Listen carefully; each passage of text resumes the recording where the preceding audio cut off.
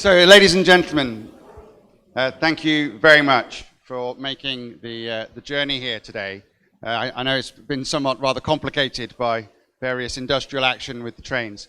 I'm not going to speak very long. My name's James Bland. I work for a company called Insightec, and together with the NTF, we are very, very happy to welcome you today, and we hope you get something out of this and that it's worth your journey. I'm going to be quiet. I'm going to hand over to a very eminent man, a chap called Professor Leslie Finley, and he will introduce the day and tell you a bit more about it. Thank you.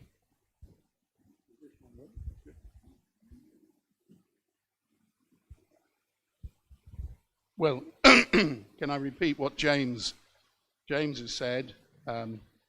Welcome to, on behalf of Insightec, the trustees of the National Tremor Foundation, the staff of the National Tremor Foundation, and those who have helped put this meeting together. This is our first face-to-face meeting since before lockdown, and it seems forever that we haven't been able to meet up. And our life has been dominated by Zoom conferences and Zoom committee meetings. The purpose of the meeting is to learn more about essential tremor, which many of you have. It's also to look at new approaches to the management of essential tremor, particularly focused ultrasound, and we have two experts to present on this. And it's allow you to network with others and share experiences, and hopefully then at the end you'll take away good memories of your charity, the National Tremor Foundation, and the treatments that are now becoming available. I would also like to repeat what James said, that travel has been difficult, and we're all delighted that there's been such a good turnout today, and I'm sure it's going to be a successful meeting once I get off the stage.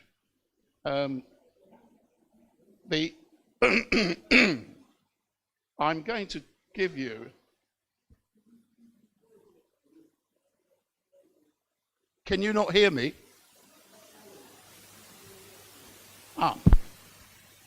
Just, if you can't hear me at any time, wave your hands, because I'm just assuming it's all going out.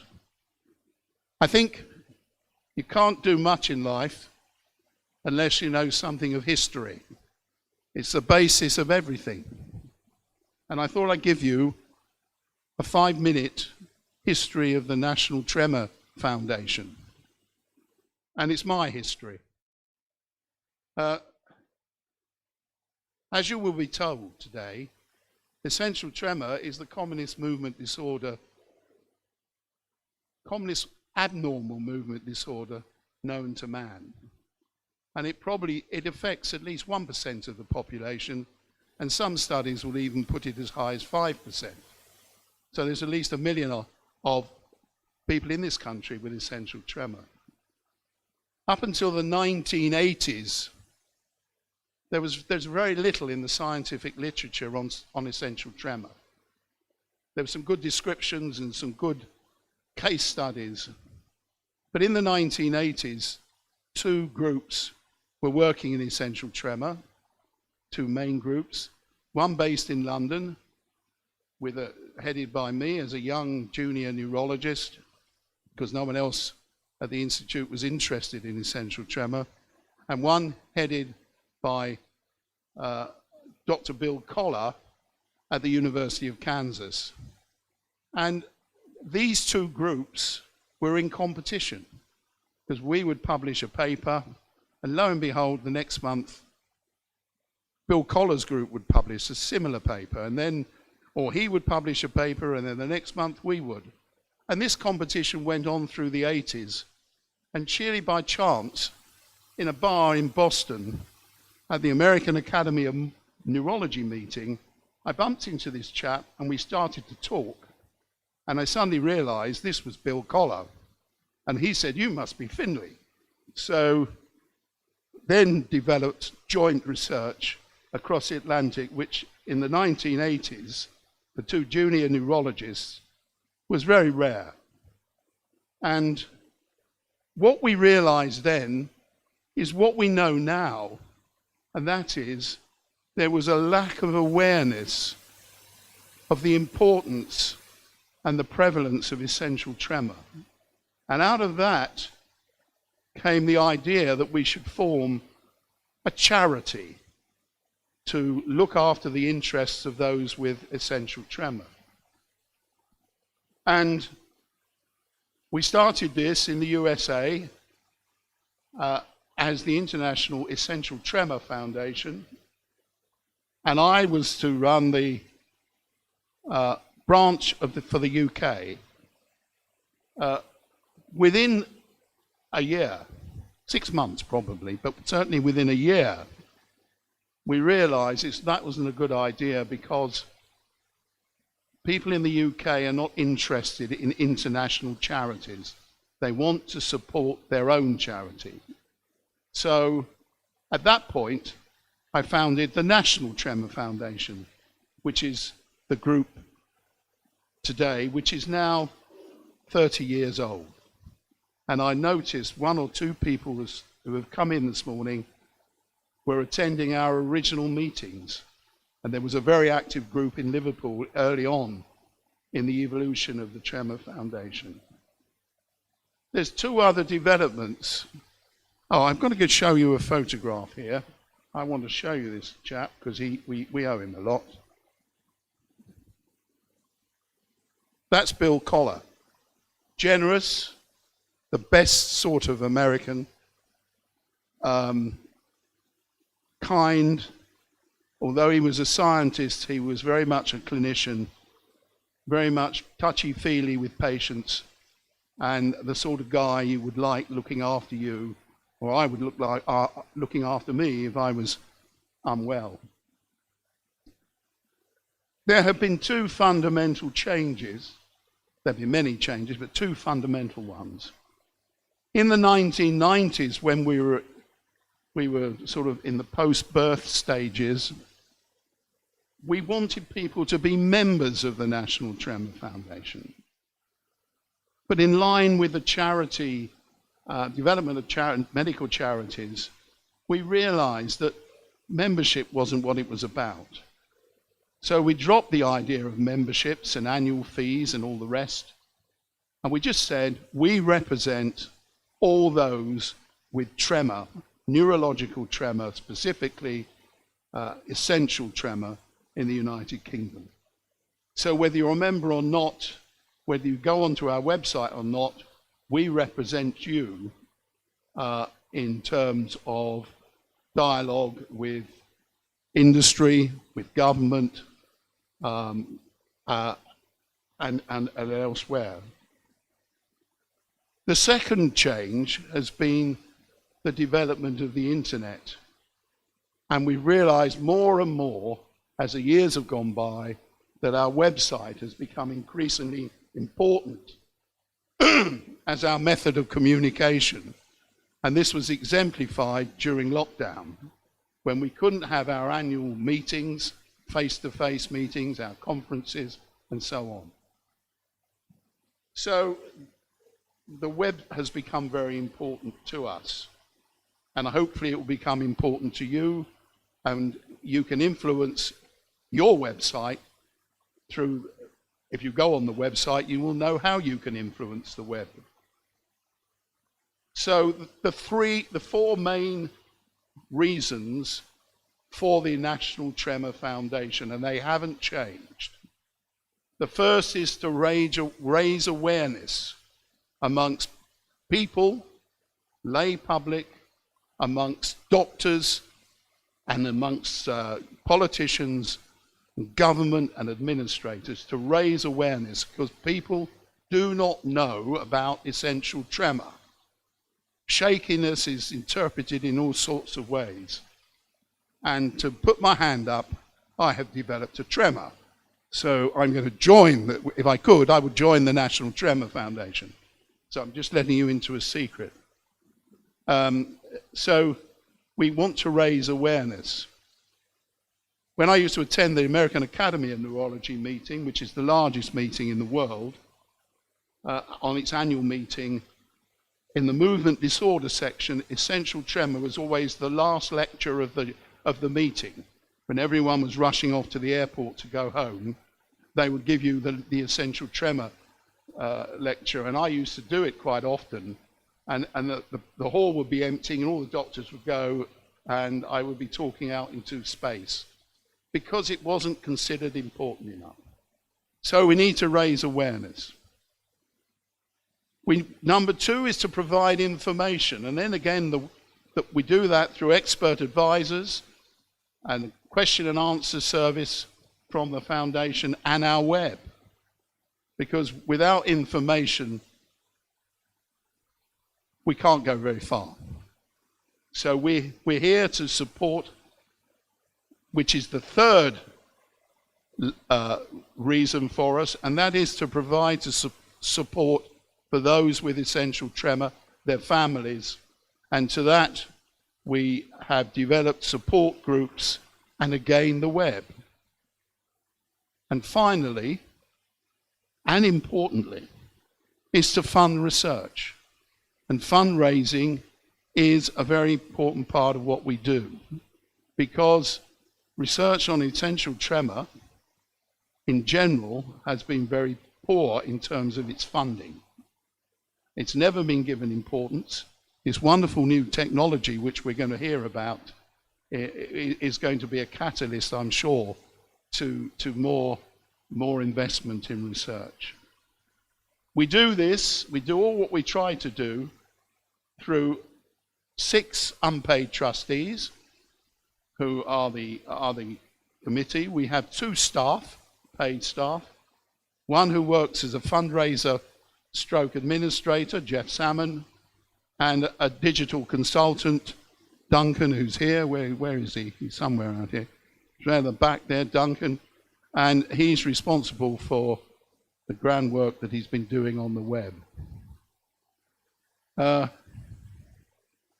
of course, we have our volunteers, without which we wouldn't go very far. And Jackie Farrell, this morning, apart from the efforts of Insightec, Jackie Farrell has been most responsible for making this come to fruition. And unfortunately, she was tested positive for COVID the day before the conference was to start. And she's locked away in the hotel across there, and I'm afraid you can't go and see her. So that's the National Tremor Foundation. And we urge you to advertise it and talk about it and show your tremors to everyone, because unless we raise awareness, we're still going to be back in 1992 when this organization was founded. Now, I've just got to do one.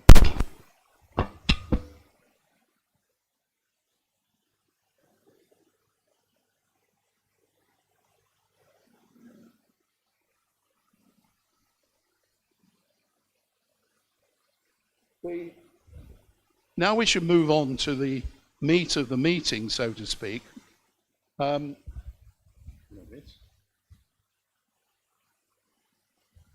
You've all got a program. Hope you heard that. You've all got a program, and it's laid out there. And before lunch, we now have our 2 main speakers. The first one is Dr. Jay Paniker. Both of them are from Liverpool University and Liverpool Hospitals. The first one is Dr. Jay Paniker, Clinical Director for Neurology at the Walton Centre. He trained in Edinburgh, in Liverpool, but before that, he did undergraduate and postgraduate training in India. He's been a consultant neurologist since 2013. He has a specialist interest in deep brain stimulation, focus ultrasound, and normal pressure hydrocephalus. He's currently the lead for risk and clinical governance in neurology in the Walton Centre, and neurology lead for the newly established NHS service for unilateral thalamotomy using focus ultrasound for essential tremor. And I welcome Jay, and I'll leave you to take over.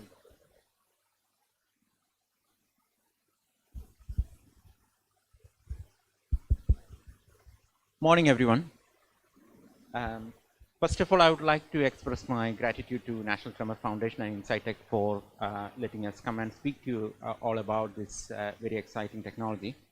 And I also want to mention that it was very fascinating to listen to your experience of establishing the National Tremor Foundation. We are very grateful because the clinicians now stand on the shoulders of pioneers like you who did all the hard work, who came before us. Thank you.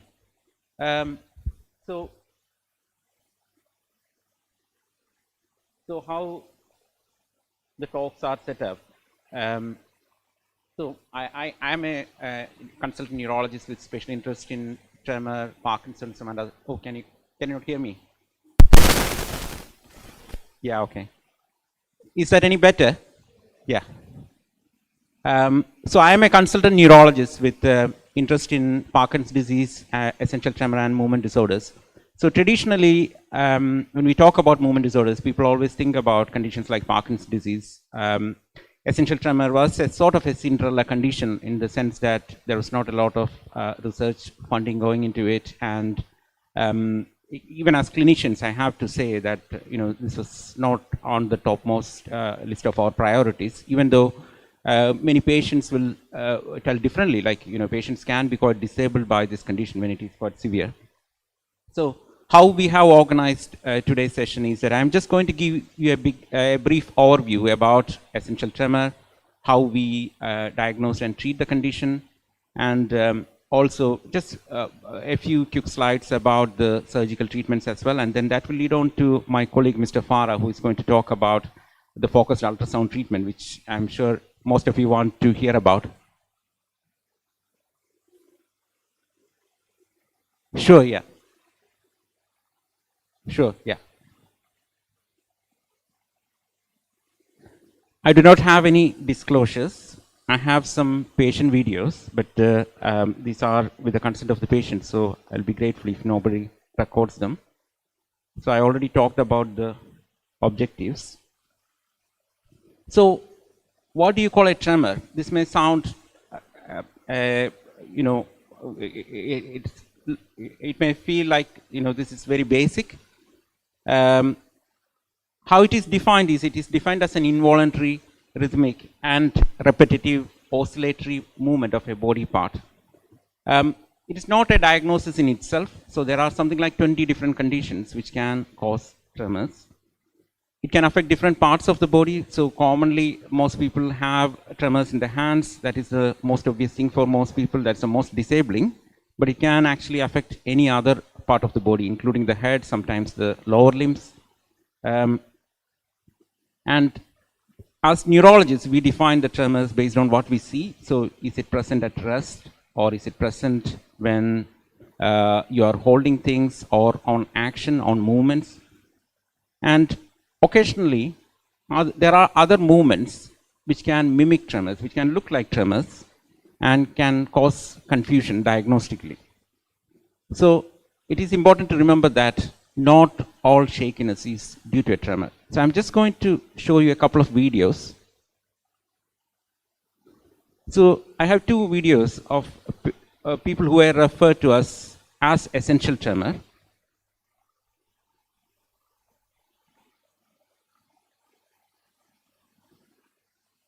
So when you look at the video of this lady, you can't be blamed for thinking that it's essential tremor because it's a distal upper limb tremor, but there is a slight jerky character to it, and I'm just trying to trigger the, we call it myoclonus, stimulus sensitive myoclonus. So I'm just trying to trigger that by touching her hands. And in her case, the reason why she was getting the shaking was because she was on high doses of pain medications, which can actually trigger these movements. And once those the doses of those medications were cut down, the shakiness got better. So she didn't need any medications to treat the tremors. She didn't need an operation or anything to make it better. It was just that it was drug induced essentially.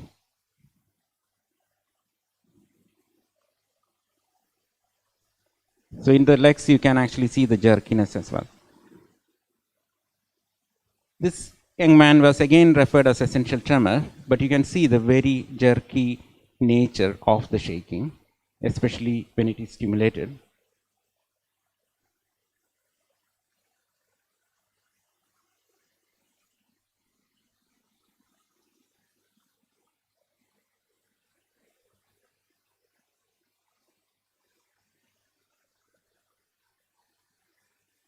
So that jerkiness is something that we call myoclonus, which can mimic a tremor. And the importance of recognizing that is it is treated very differently to a tremor disorder. So this gentleman had a rare genetic condition called myoclonus dystonia, which responds very well to a treatment called deep brain stimulation.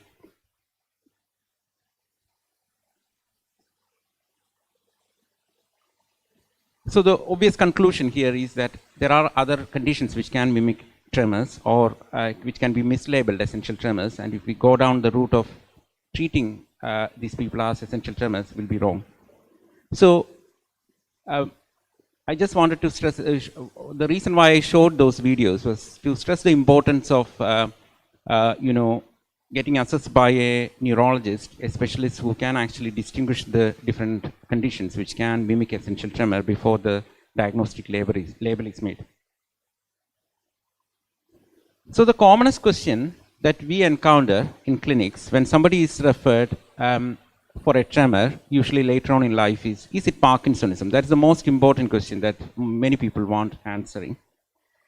And the nature of a tremor due to Parkinson's disease is quite different to that of conditions like essential tremor. So Parkinson's disease classically causes what we call as a rest tremor. So this is a tremor which is present when you are not doing anything, when you are relaxed. For example, sitting and watching the television, the hand goes slightly shaky. Or when you are walking, sometimes people can have the slight shakiness of the hands. So you are not doing anything with the hands, and then the shakiness comes on. And it's often noticed by others, not by the patients themselves when it happens. And then as they start using the hand, the shakiness seems to go away. In very late stages of Parkinson's disease, it is different in that the shakiness can persist even when people are using the hand. But otherwise, the shakiness is classically what we call as a resting tremor.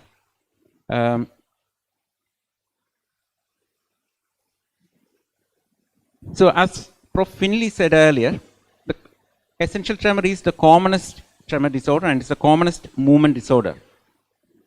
And it is the most likely diagnosis in somebody who is presenting with a bilateral upper limb tremor. So that is quite crucial. There are other conditions which can actually present with a unilateral tremor. So essential tremor is classically defined as a bilateral tremor. It usually affects both hands, fairly symmetrical. There can be a little bit of asymmetry, but it's usually fairly symmetrical. And it can occur at any age. It can start at any age, but usually we see this much more commonly. It comes to medical attention usually in people over the age of 40. So, the chance of somebody getting essential tremor usually seem to increase with age. So the older you are, much more likely it is that you will get essential tremor. And it's quite gradual in onset, often very mild to begin with. Again, it's not often noticed by people themselves. It's usually the family members or friends who notice that, oh, while you're holding the newspaper, your hands are a bit shaky. Or holding a cup, it is a bit shaky. Holding cutlery, the hands are shaky. So it's often picked up by others rather than the people who are affected by it themselves. But that's not uncommon. And it's often present for several years or even decades sometimes before people seek any medical help. In addition to hands, it can spread to other parts of the body like head, sometimes voice, and in rare cases even into the lower limbs. And often you get a positive family history. So it is a familial condition. There are strong genetic reasons why people can get essential tremor. So it's not uncommon for another family member to have the tremor. And many people, majority of people, I would say, would notice some improvement with alcohol.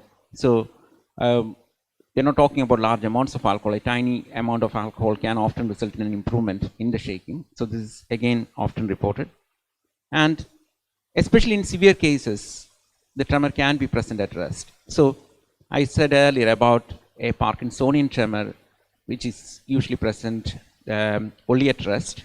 But even in essential tremor, it can be present at rest. And sometimes, again, this is something that can cause confusion. So on the odd occasion, I have actually come across people who has been treated as Parkinson's disease for several years when they actually do not have it. What they have is an essential tremor, mainly because of this. They have a severe rest tremor. So that is something that can happen. So I just want to show these videos just to demonstrate what essential tremors look like.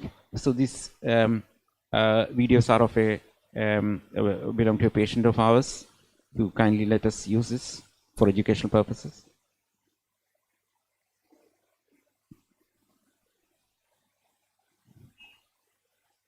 I'm sorry, it's sideways. So you can see when he's trying to hold the cup and pour it into the other cup, he's having quite severe tremors.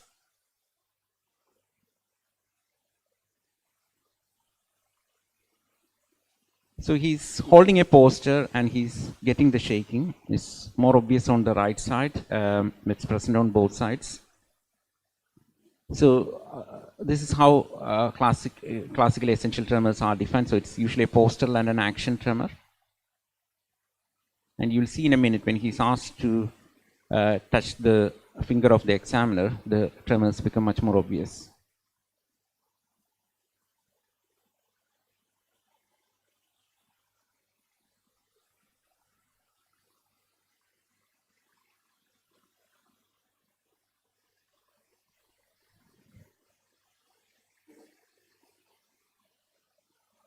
So what causes essential tremors? Again, this is one question that often people want answered. Unfortunately, it's still very poorly understood what exactly causes essential tremors. There have been a lot of research and studies which have looked at this. And what we do know is that there are abnormalities in cerebellum and also in what we call as the a tremor circuit in the brain. It is abnormal, and there has been some evidence that there are some neurodegenerative processes going on, but it's still very poorly understood. And genetics plays a major role because 50 to 70% of people with essential tremor usually have someone else in the family with it, and multiple genes have been identified to be implicated in causing essential tremor. So, so these are the things that we know, but there is still a lot of things which are unknown about what exactly causes the essential tremor. And a few other facts about essential tremor. So if you have a standard MRI scan or a CT scan, this will be normal in essential tremor. And the routine blood tests, again, they don't help in distinguishing essential tremor from other tremor disorders. But sometimes doctors may want to exclude other conditions, like sometimes overactive thyroid can cause a shakiness of the hand, which can be sometimes difficult to distinguish from essential tremor. So often doctors check thyroid function tests. And if it is very young age of onset, sometimes people would want to exclude metabolic conditions like a copper excess state in the body, so they may do that as well. So I have these pictures of this dopamine transporter scan. So there are very rare cases, as I said earlier, sometimes Parkinson's disease and essential tremor can be, sometimes, especially in the early stages, it can be difficult to distinguish the two.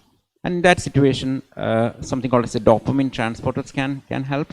So this looks at the dopamine receptors in the brain. On the left side, you see the normal looking scan. This is how a scan will look like in an essential tremor case. So you can see a inverted comma-like appearance or a tadpole-like appearance of the dopaminergic cells in the brain, whereas in a Parkinson's disease or anyone with a Parkinsonian syndrome, what you would see is that the tail of the tadpole is lost, and this is quite abnormal. So this is a test that is done, but not very commonly. And then there are other conditions which can mimic an essential tremor. So there is something called as an enhanced physiological tremor. So even normally, we all have a slight tremor. We don't often recognize it, but this is very mechanical. So the limbs and the head, when they are unsupported, they have a very slight tremor. Even in, practically in everyone, it is there, but it's so fine and very minor that nobody, notices it. But if you are anxious, or if there are some provoking factors, this can become more prominent, and then it can become a problem. So I've come across sometimes medical and nursing students self-diagnosing essential tremor because they get this exacerbation of the tremors, especially in stressful situations, and then this can get misdiagnosed as essential tremor. And there are various factors which can induce this shakiness. And again, it is very similar to an essential tremor to look at. Roughly 10% of people who get referred to movement disorder clinics have drug-induced tremors. So this is not an uncommon problem. So there are a lot of medications which can cause tremors. So many GPs like prescribing a drug called Stemetil, prochlorperazine it's called. So Stemetil is used to treat vertigo or nausea. And often people develop a shakiness after using this for a while, because this blocks the chemical neurotransmitters in the brain which help with fine movements. And so this can get misdiagnosed as Parkinsonism or essential tremor. And there are a lot of other treatments which can also induce a tremor, like anti-asthma medications, lithium. There are a lot of drugs which can actually induce a tremor. Just wanted to just mention this Essential Tremor Plus. So again, when people come to the clinic, they often ask this question: can it get worse? Is it really going to cause other problems to me? Am I going to get dementia? Things like that people tend to ask. So very recently, only a few years ago, in 2018, the International Movement Disorder Society came up with this classification to say that sometimes you can get this condition called Essential Tremor Plus, where you get a few other conditions attached to the standard essential tremor presentation, where you get other minor things like a little bit of unsteadiness, not very dramatic, but if you actually ask somebody to do a tandem walking, they may not be able to do that. Those kind of physical signs can be there, not a dementia, but a mild memory impairment. So these are neurological features which can actually coexist in people with essential tremor, and when that happens, it's called Essential Tremor Plus. And if that happens, as neurologists, we have a low threshold to look for other conditions which can cause this presentation. So this is actually a case that I took from a journal. So this was a 65-year-old chap. He was referred for deep brain stimulation for essential tremors, and he had very poor response to the standard medications which are used to treat essential tremors.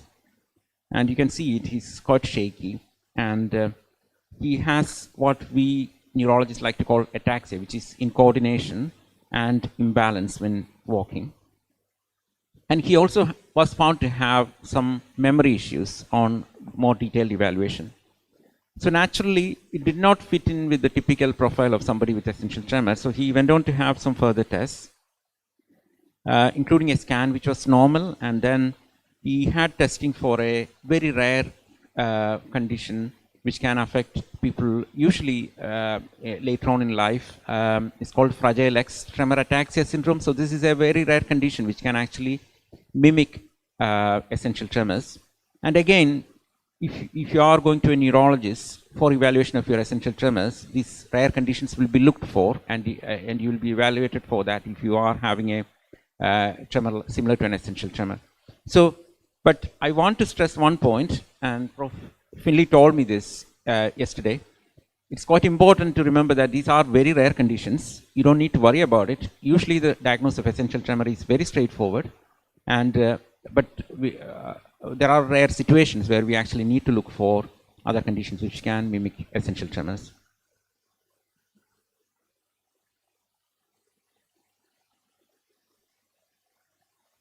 Sorry, I didn't mention the final diagnosis in that chap. So this chap's test for this rare condition was negative. It did not show up, but incidentally, it actually showed that he had again a different genetic disorder called Klinefelter syndrome, where there is an additional X chromosome. So just to clarify, men have two sex chromosomes, X and Y, and this gentleman had an additional X chromosome, and rarely this is something that can cause a tremor disorder as well. So how do we treat essential tremors? So one important point is not everyone with essential tremor needs treatment. It's only when it is severe that you actually need treatment, or if it is actually causing a functional disability. The reason being, medications, which are the first line treatment, can often be quite side effect prone. And then if somebody cannot tolerate medications, then we actually consider treating with surgical treatments. And there are two different surgical treatments which are mainly available in Walton Center, which are deep brain stimulation and focused ultrasound thalamotomy.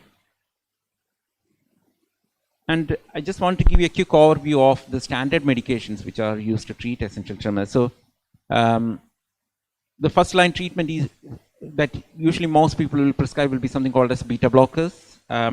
Propranolol is probably the most commonly prescribed drug, but it cannot be taken by people who have asthma, if they have poor circulation in the lower limbs, or a low heart rate, because the drug has the side effect of lowering the heart rate, and then it can cause dizziness and lightheadedness.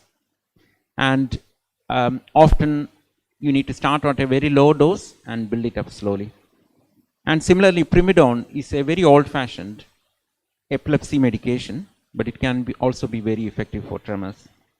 But again, the main limiting factor is if you prescribe it to 10 people, probably 3 or 4 out of 10 people can tolerate it, the others can't, because it can be very side effect prone. So it can cause sleepiness, loss of balance, double vision, things like that. And then there are other medications. These are used when we really cannot offer any surgical options for patients, because these drugs, again, they don't work very often, and they can be very side effect prone. So not particularly great. So my colleague, Mr. Farah, is going to talk to you a bit more about the surgical options of treatment. So always deep brain stimulation was the conventional surgical treatment of choice for treating essential tremors, and it has been around for the past 30 years or so. And it's usually very effective. Essentially what it entails is that, as this cartoon shows, you have a pacemaker which sits under the skin over your chest, and there are electrodes which are implanted through a hole in the skull into this deep brain area which we call thalamus. And how it works is it helps us reset the abnormal electrical activity in the brain. So our brain is an electrical organ. So it is thought that there are around 13 trillion connections inside an adult brain connecting the nerve cells, and this is how we are able to function on a day-to-day basis. And the brain cells communicate with each other with chemical messengers and also through tiny electrical pulses. And in people who suffer from tremors, we know that there is abnormal electrical activity in the tremor circuits of the brain, and we can try and reset that abnormal electrical activity by resetting the electricity by pacing at a steady rate. So we are resetting the rhythm in the brain, so to speak, and that can actually be quite effective in improving the tremors.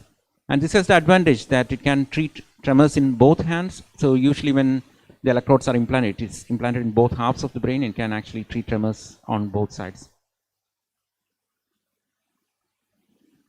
So who will benefit from deep brain stimulation? So most types of upper limb tremors, irrespective of the reason, irrespective of the cause, can actually benefit from deep brain stimulation. But we generally are slightly wary as people get older, because it can be quite side effect prone as people get older. So it's often decided on a case by case basis. So we usually discuss it after initial assessment, we discuss each case individually in a multidisciplinary team meeting, which is attended by the neurologists, neurosurgeons, lot of other professionals, and then the pros and cons are discussed, and then only the decision is taken. And usually in anyone who have underlying gait problems or dementia or severe psychiatric problems or major speech impediments, we generally try to avoid implanting the electrode simply because it can cause more complications. One thing to remember is that after the implantation, people need to attend hospital for several appointments for programming to optimize the stimulation parameters. So this is also a commitment that you people have to make, and they should be able to have MRI scan safely. And then came along the focused ultrasound treatment, which has somewhat revolutionized the treatment of essential tremors, and I'm sure that most of you are here to actually hear about this new treatment. So I think it was around 2016, I think, when the first large-scale multi-center trial started for this treatment for essential tremors. So Imperial College London was the UK center for the trial, and the results came out in around 2019, and it was very exciting. I still remember we heard it at a conference in Nice, and we all came out of the conference feeling very excited about this new treatment. And I remember talking to Mr. Farah soon afterwards, saying that we should try and get this because it's such a good treatment option for our patients. So essentially, it is incisionless brain surgery, and one most important thing is there is no age cutoff. So in the past, as neurologists, we used to feel helpless because you would have people who are otherwise very well, somebody who is 80 or 80 years plus, and they are very severely disabled by a tremor, and they don't have any other major medical conditions at all. Otherwise, if we can deal with the tremor, they have a good quality of life, and the medications fail, and unfortunately, they cannot be offered deep brain stimulation because of the significant risk of side effects, and in somebody who is at that age. And then we used to feel extremely helpless, and this is where this has really come as a revolutionary treatment. So there is no age cutoff. The oldest person who had the treatment was 96 years of age, if I remember correctly, and you can get the immediate result. So you actually, with the deep brain stimulation, you need multiple programming sessions often to get the optimal result, whereas with this one, you actually get a result straight away. At the moment, it's only licensed to treat one limb, but we are expecting that will change in the future. Who is eligible for this treatment? Anybody with essential tremor with at least moderate disability in performing activities of daily living. At the moment, it's not licensed to treat any other type of tremor disorder. In the US, it has received approval for treating tremor-dominant Parkinson's disease, but in the UK, it is still just essential tremor. They should be able to tolerate an MRI scan.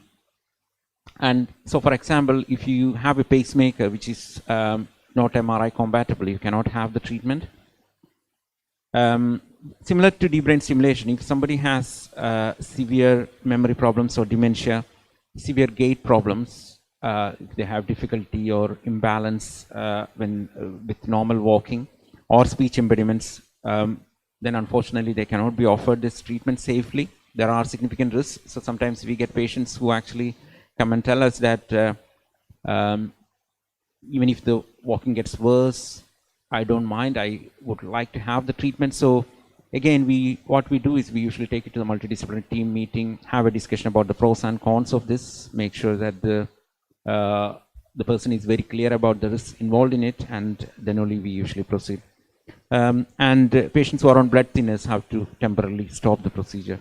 So I'm going to hand over to my colleague, Mr. Farah, who is actually going to talk a lot more about this treatment. I'm going to skip that slide because I know that Mr. Farah is going to talk about the potential side effects and complications as well. Just to quickly go to the conclusion, so it's a commonest movement disorder is essential tremor, and careful evaluation is needed to exclude the mimics, and there are medical and surgical treatments, and surgical treatments are very effective, and the focused ultrasound thalamotomy is the new kid on the block, like it's highly effective surgical treatment.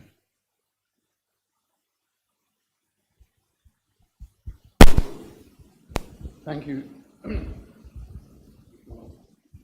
Thank you, Jay. Can you hear me? Thank you, Jay, for that. excellent summary. Jay has agreed to answer questions, but I think we'll take all the questions at the end of the second presentation. Can I remind the audience that you can ask any question you wish, but you can't ask about whether you should be treated or how you should be treated. We can only keep it in the impersonal. So please bear that in mind. The next speaker is Mr. Jibril Osman Farrar, who is the consultant neurosurgeon at the Walton Centre. He is the clinical lead for functional and stereotactic neurosurgical service. He's been a neurosurgeon, consultant neurosurgeon since 2008. He's had an extensive training. He has a number of academic attachments and editorial responsibilities, including the Acta Neurosurgica. Lead us on. Thank you very much, Professor Finlay, and thank you very much to the Tremor Foundation to have me. Okay, I'm going to talk about what are the treatment for tremor, neurosurgical treatment for tremor, focusing mainly on MR-guided focus ultrasound. But before starting that, a brief introduction on what is essential tremor. First classical report on essential tremor in 1874 in Siena, which was tremore essenziale semplice, simple essential tremor. This tremor is postural, kinetic, has got a frequency variable between 4 and 10, amplitude increase with age and frequency decrease with age, and there is a significant physical and psychological disability which can be associated with essential tremor. When we are looking at the incidence, a few studies have pointed all out two main factors. Essential tremor is underdiagnosed and is undertreated. The incidence is variable between 0.5 to 5%, but what is striking for me is only in a study in Spain, 4.8% of the patients were actually taking medication, and 77% were not previously diagnosed. Now, when you are talking about surgical treatment or treatment for essential tremor, medical treatment is the main stem. Surgical treatment is considered only when and if the patient and the individual is considered medically resistant. And surgical treatment available are RF lesioning, deep brain stimulation, and MR-guided focus ultrasound. And I put them in chronological order. In other words, RF lesioning was a thalamotomy and was available in the 1970s and 80s and is not available any longer. Very few units will do that. The current treatment are mainly deep brain stimulator and MR-guided focus ultrasound. Now, what is MR-guided focus ultrasound? This diagram will show you, first of all, the actual machine, and I think you've got a demo in the reception. You have the magnet, and then actually you have the helmet where the head of the patient is inserted. So you have a frame that will link the head of the patient, which is steady, to the helmet itself. The helmet will have a fluid membrane because ultrasound will need to go through fluid that can go through air.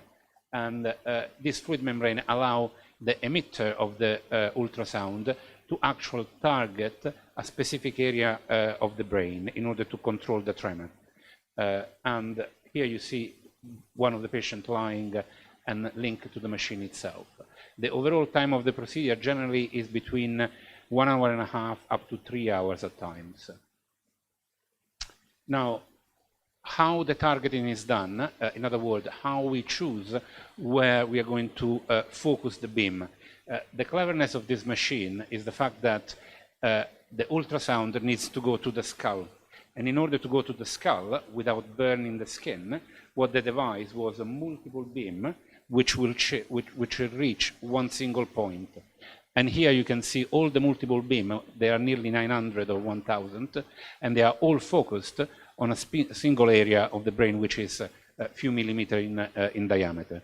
And here you have the frame which hold the head of the patient and actually allow the patient to be linked to the helmet of the machine itself. The MRI scan doesn't do the lesion. What does the lesion is the actual ultrasound within the machine. The MRI scan will allow to look at the brain and to look at the temperature that we are reaching with the beam of the ultrasound.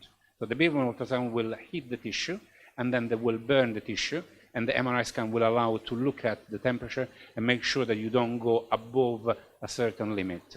Because the aim is to generate practically a small hole within a specific area of the brain. Now, in the Walton Center, we have been awarded the National Service alongside St. Mary, and this has been in October 2021, and we've done our first patient in April 2022. The indication, according with guidance, is mainly essential tremor and is a unilateral treatment, and generally has been done for dominant hand in the patient, depending right or left. This is briefly our workflow. So in other words, how a patient will be evaluated by ourselves. It's a very busy slide, but practically the patient is referred from a general practitioner to a neurologist, and the neurologist will screen and will decide if this is essential tremor, if the patient is suitable for the treatment. After he has been seen by the neurologist, he will be seen by myself in conjunction with the neurologist. The treatment is discussed, and naturally alternative treatment are discussed as well. So DBS is discussed alongside MR-guided focused ultrasound, and then at that stage a decision is made to offer the patient the actual treatment. We will need to get a CT scan of the head to look at the thickness of the bone. In other words, are the beam of the ultrasound be able to pass the thickness of the skull? Is the patient eligible for the treatment or is not eligible for the treatment? Once this decision is made, we'll go down the route of outcome measure, and we tend to get video of the patient before the procedure, after the procedure, alongside all different outcome measures to look at what is the impact of the actual treatment itself. Now, this is what I actually physically do, and as a surgeon, so it's the workup of my work to deliver the procedure. And so I review the CT scan, the patient is eligible, and then I will acquire an MRI scan of the brain of the patient, and I will do what we technically call targeting. And the targeting is an anatomical targeting, atlas-based targeting, and DTI, which sounds very complex, but it's nothing else than looking at what are the anatomical structure on the MRI scan and decide where to put the focus of the beam of the ultrasound, because we will need to tell the machine where actually to focus the beam itself.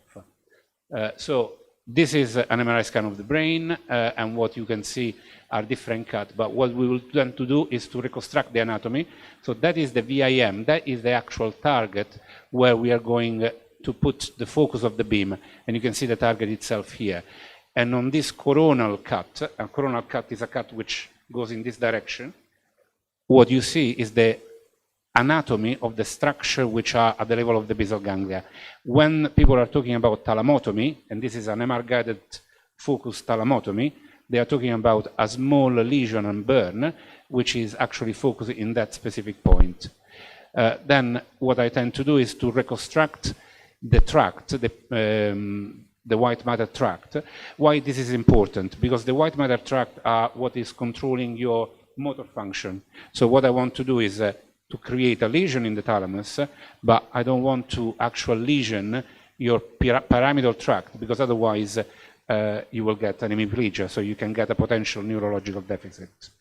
And this is what is the tract. And with modern technology, we are able actually to reconstruct in 3D all the anatomical structure. And again, this is the VIM and where the lesion is done to control essential tremor. Post-operatively, we tend to administer the outcome measure in order to look at what has been the impact of the treatment. We do a video after the procedure, and then we acquire an MRI scan, and you will see later on why it's important, because at times you may have some degree of swelling, and this will enable us actually to look at what we have done and if there are any sort of complication linked to the procedure. And again, this is a targeting MRI scan. That is the dot where the lesion is done. The lesion is generally between 6 millimeter to 10 millimeter in diameter, and it shouldn't be bigger than that. And that is the lesion. So that is the thalamotomy itself. So this is practically a preoperative scan, and you can see in this area there is nothing. And here, what you see is this circle, and this circle is what actually controlled the tremor. That is the big difference between DBS and MR-guided focus ultrasound. With MR-guided focus ultrasound, we perform a lesion which is a permanent lesion and is non-reversible. The DBS will be inserted more or less in the same target, but potentially can be reversible. And again, here you're looking at some of the anatomical reconstruction with all the tracts. And again, all this anatomy, which is quite useful. And I've got few video to show you of patient before the procedure and after the procedure. And then I hope they work.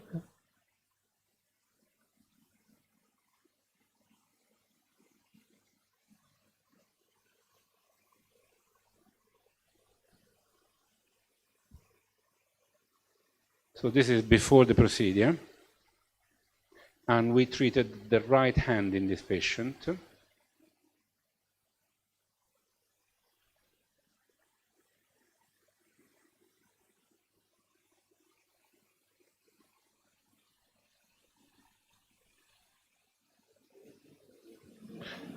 Okay, so that is the preoperative video. We tend to get more than one preoperative video for different kind of action. So each patient will have a file of 4 to 5 of this video. I hope this is the post-operative one, and is the right hand that has been treated. And this is within 24 hours from the treatment.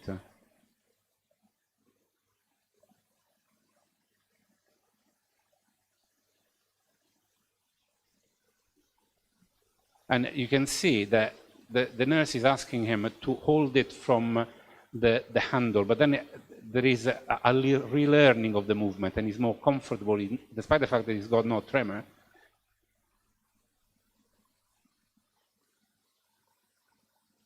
Yeah, so that is one, and so I've got another few video.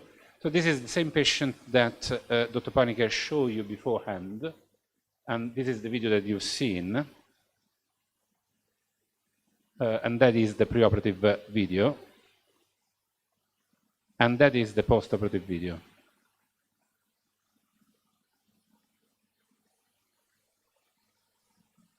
So this guy is coming from downwards, and he was able actually to start again playing piano.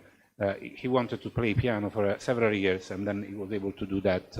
And you can see the hand, which has not been treated, is still... So this one is a very interesting tremor, very interesting essential tremor. The job of this individual was to restore all furniture. And he needed to use, he didn't have very much tremor when he was eating or drinking, but it was affecting his work in the restoration of furniture. And he wanted the tremor to be controlled. And that is him post-operatively.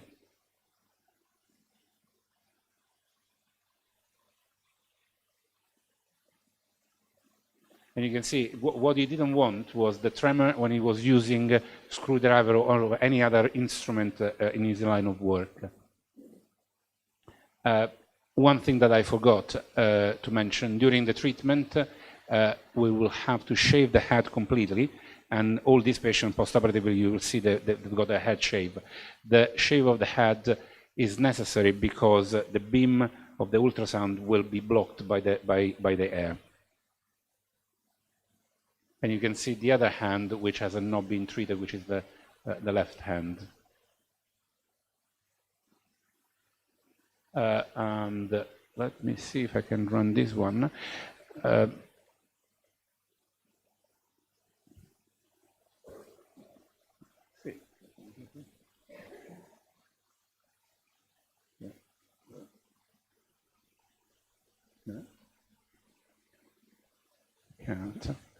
So this patient had a significant tremor, which was bilateral, and quite a frail patient, and the tremor is bilateral.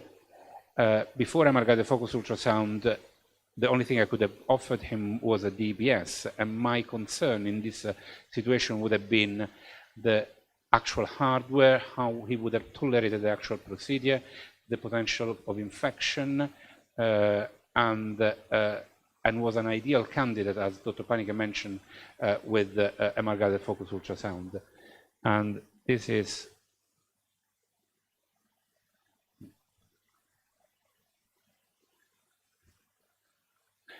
him post-operatively, and you can see there is still the tremor on the non-treated hand, but the treated hand is very still on at rest, and then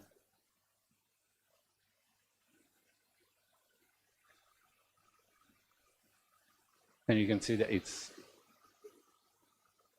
still on the postural component, and then it will be, and is much improved on post-operatively. And you can see the intentional part of the tremor is controlled.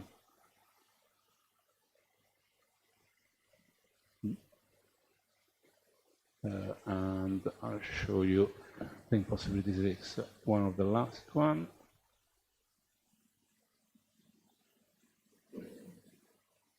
And this one was a quite severe tremor, and you see it's distal, he's not able to hold the cap, he's filled the fluid all around, and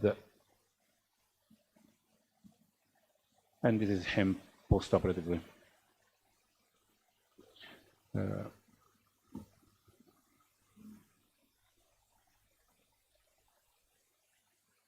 And I can jump.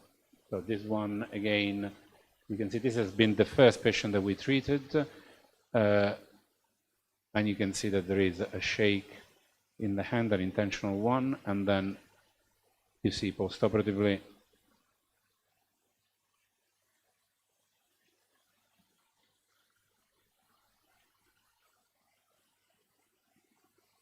a very good control of the tremor. This is done possibly within a month and a half.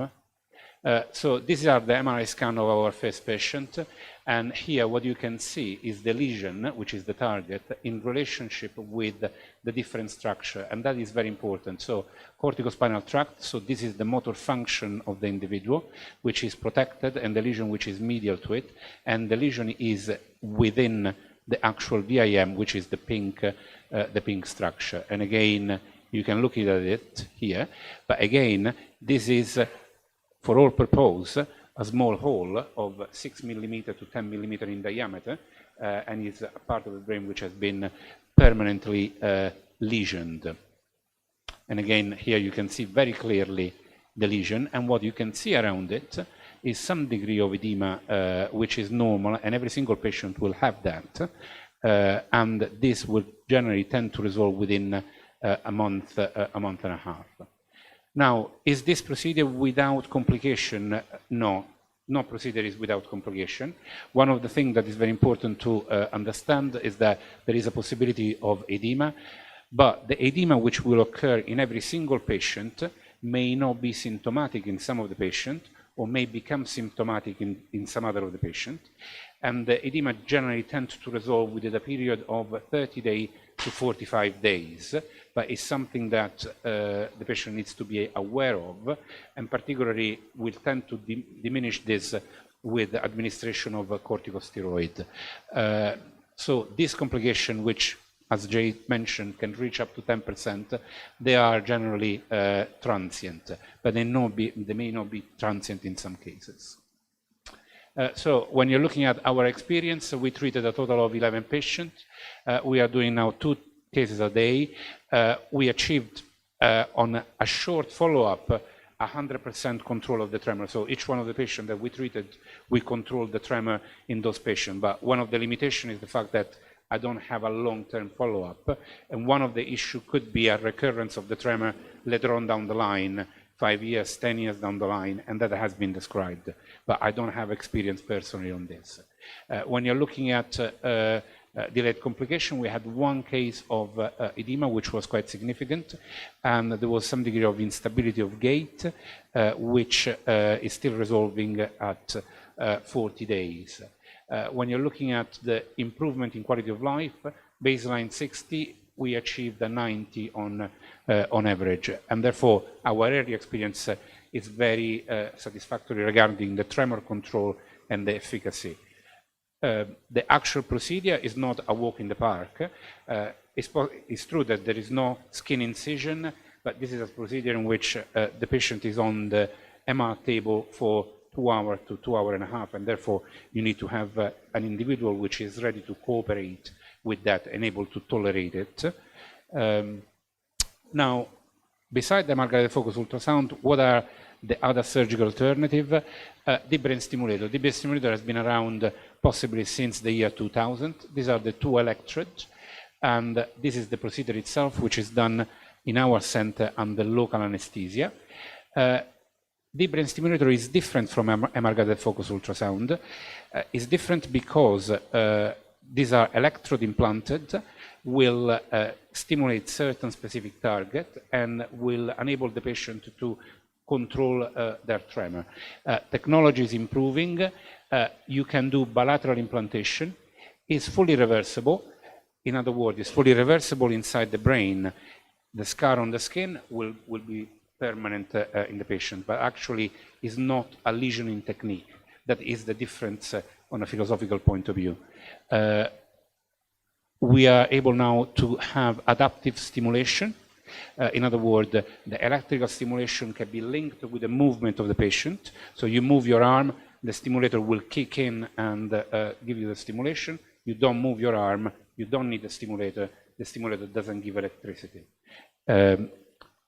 There is a burdening in programming, so the programming needs to be done on a frequent manner, I would say, particularly at the beginning of the implantation.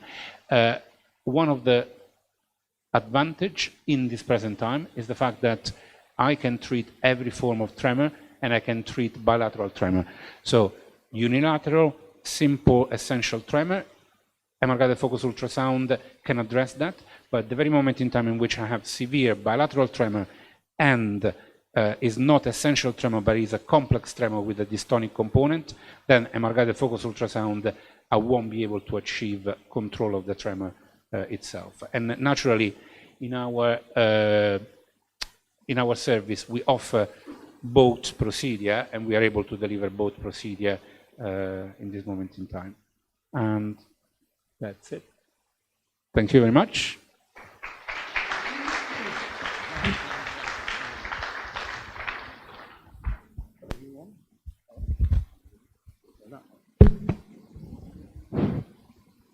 Well, both speakers have agreed to answer questions, so you can direct them through me. And James, do you want to do that microphone so that we've got wonderful presentations? I mean, to try and put over what they did in an hour was just mind-boggling. So, questions?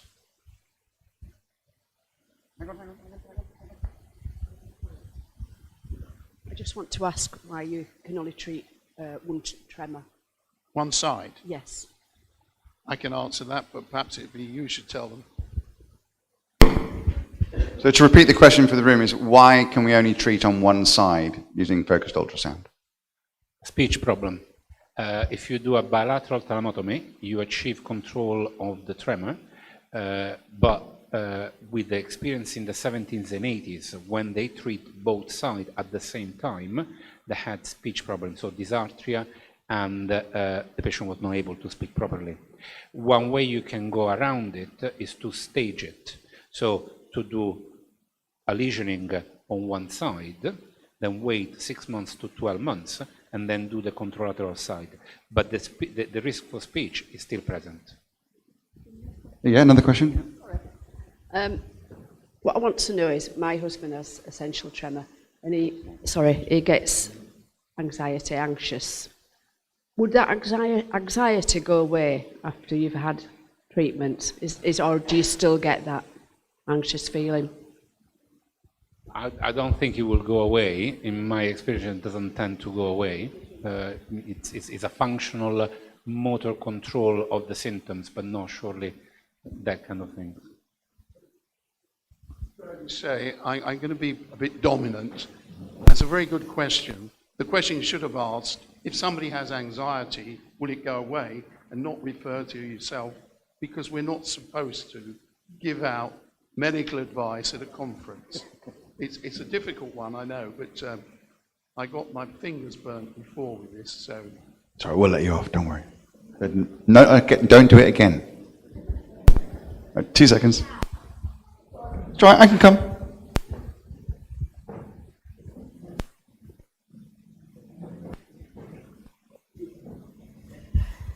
It's only a general question, but will we get any of the handouts or the information that was up there? The slide. So I can answer that if you want, Prof. So the session is being recorded and will be available on the NTF website for you to watch back. So if you, rather than getting handouts, we've gone high tech. We can go to the NTF website, and you should be able to access the recording there. Although we will have removed the patient videos due to patient confidentiality, so that they won't be there. But at least the information will be there for you to review at a later stage. 2 seconds. Hi.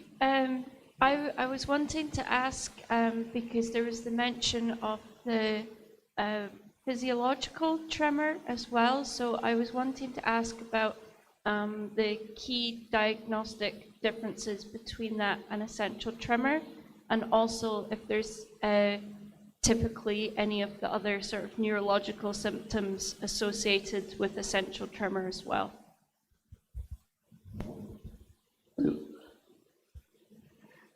The first question was the difference between enhanced physiological tremor and essential tremor. Do you want to do that? So, first of all, the enhanced physiological tremor, the severity itself is the amplitude of the tremor is much less severe than the classical essential tremor. And it's usually the key differential feature, I would say, is the precipitating factors, the triggering factors, which seem to bring it on. So it is essential tremor. It is not something that fluctuates. So if somebody has essential tremor, if they are actually asked to hold the hand up, maintain a posture, or holding something, the tremor will always be there. Whereas with enhanced physiological tremor, often it is very responsive to triggers. And at other times, when the triggers are not there, the tremors are seem to kind of fade away. So that is one key differentiating feature. And again, the age of onset is also quite different. As I mentioned earlier, it's enhanced physiological tremor. We seem to kind of find much more commonly in relatively young people. Like they usually present with this mild tremor. Especially triggered by stressful situations and things like that. So that's how we actually distinguish. What was the other part of your question?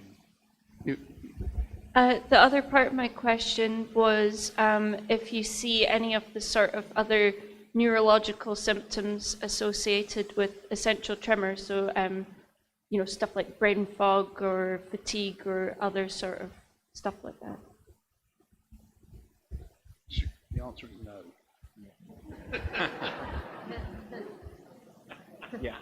So Prof has already answered it. So you don't, classically you don't see essential tremor with fatigue or brain fog or anything like that. In large research studies, you know, when people, one of the things about human body is that if you go at it with a microscope, if you kind of, you know, start looking for things, you will find things. That is the nature of, you know, human body in general.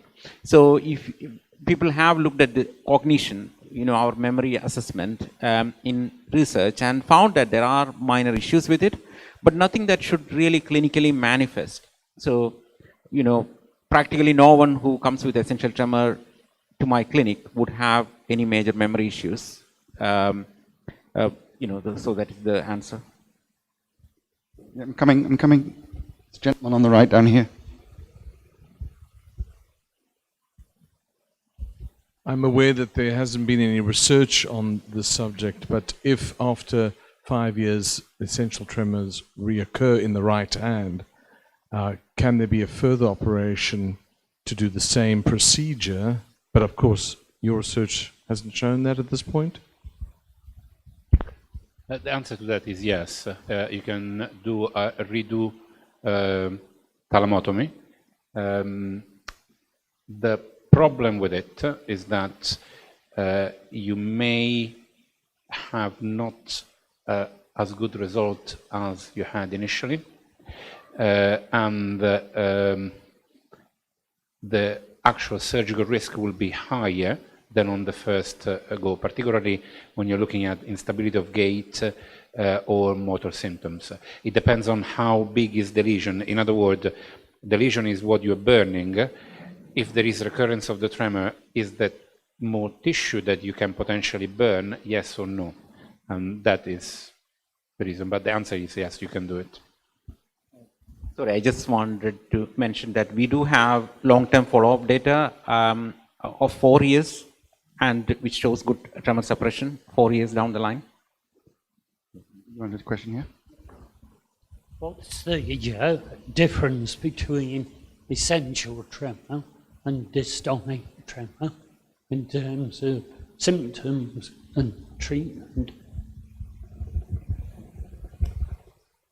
Okay, that's an excellent question actually, because you know, many neurologists get confused between the two, and there is sometimes a bit of overlap.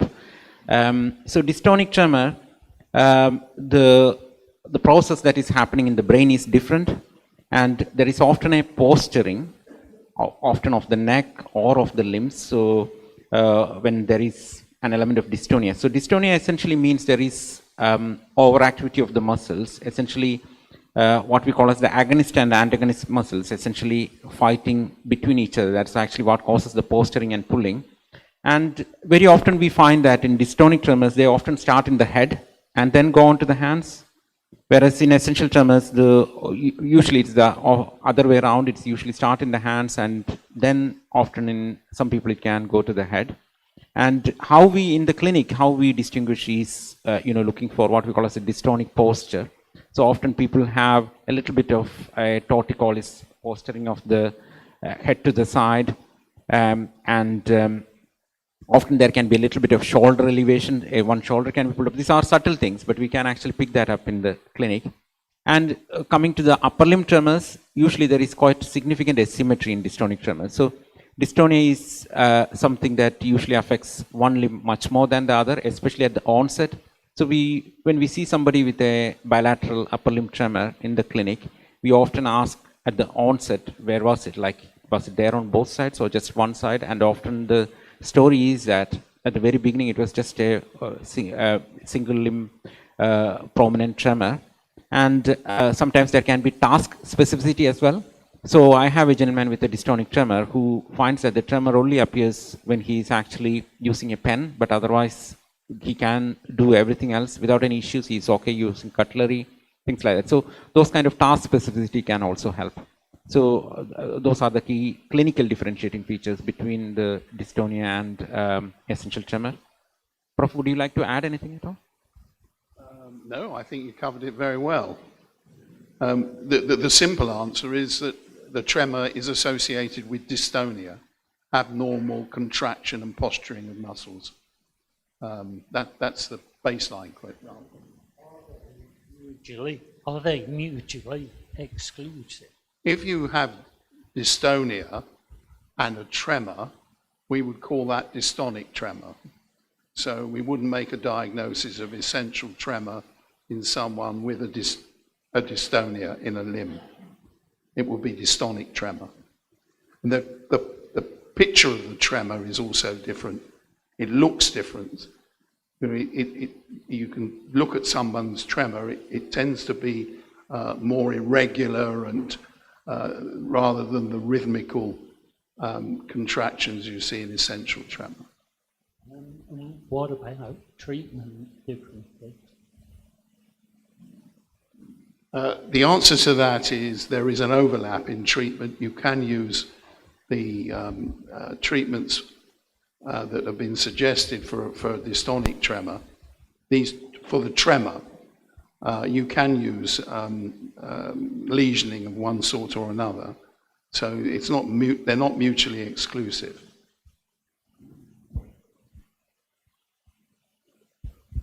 So independently of what is NICE guidance, so the NICE guidance says the lesion can treat only essential tremor. But independently of that, personally, a dystonic tremor, I will consider a DBS. I will not consider a lesion. Because in order to treat a dystonic tremor, I will have to target in a slightly different manner of what I would do for the essential tremor. And therefore, the safety parameter, for me, becomes a bit blurred. And I will suggest individual with a dystonic tremor to consider a bilateral DBS with an implantation with a lead, because with a lead, I will be able to go deeper than I can go with an MR-guided focus ultrasound or a lesion technique. That is my personal opinion. Okay, so we do have a half an hour of general Q&A, which will be the last session. So in the interest of us all getting a bite to eat and a drink, I think we'll take one more question because this lady's been very patient. But we'll call this one the last one and then we'll break for lunch. So thank you very much. Is it common for people with essential tremor to develop a poor sense of balance?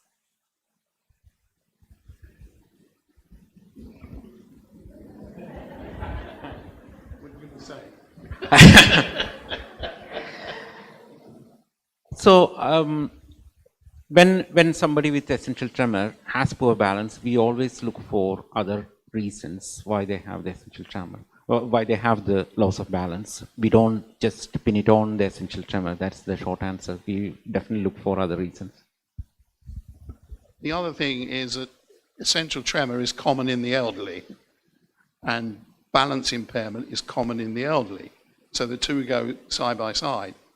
And scientists love to publish papers. That's what we do when we, and there's been a lot of papers about the balance disturbance in essential tremor.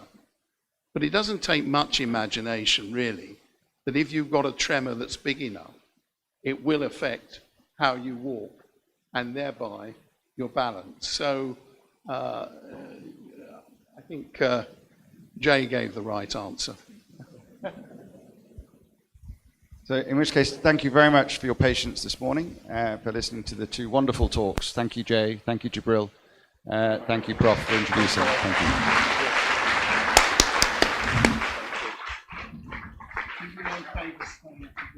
So yeah, we've got a couple of hours now. We'll reconvene at 2:30. So feel free to walk around the information tables, have conversations, and network, and get as much out of the day as you can. So I'll see you again at 2:30, or if you come and talk to me before. Thank you.